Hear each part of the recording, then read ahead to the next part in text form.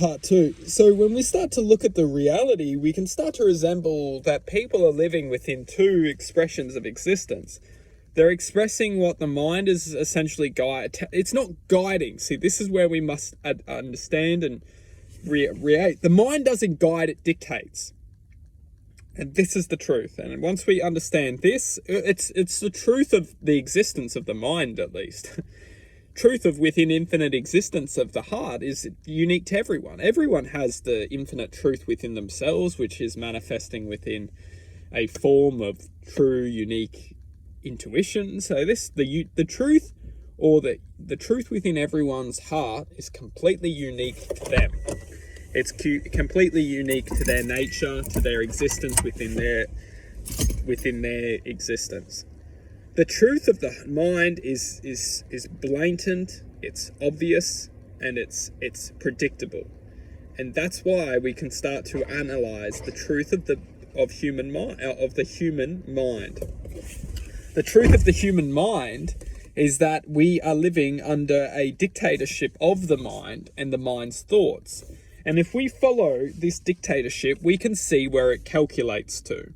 It calculates to greed, and it calculates to the assumption that the more we have, the more that we can share.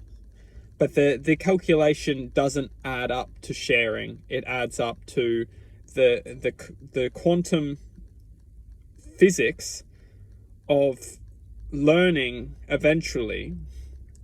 But to truly learn, we must understand that we must lose all to then express the true self, because the true self hasn't been isn't activated through the acknowledgement of greed or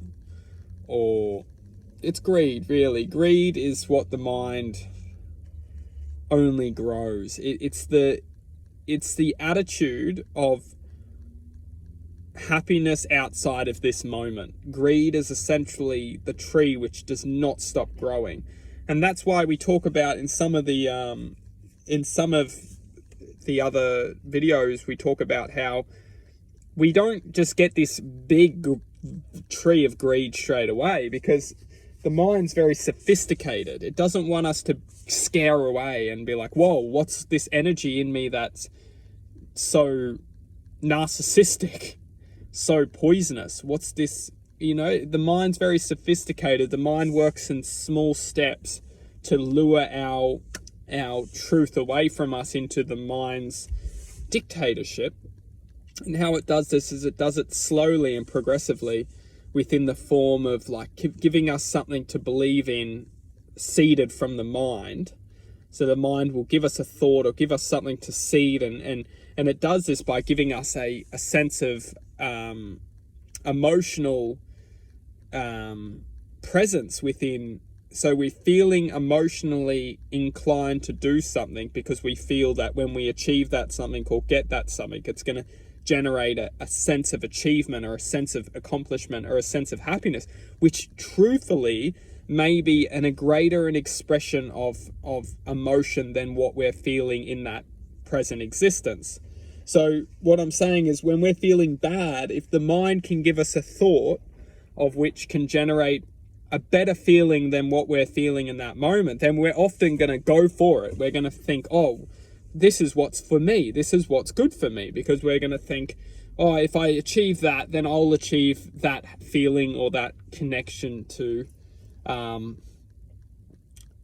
greater feeling, which doesn't necessarily need to be.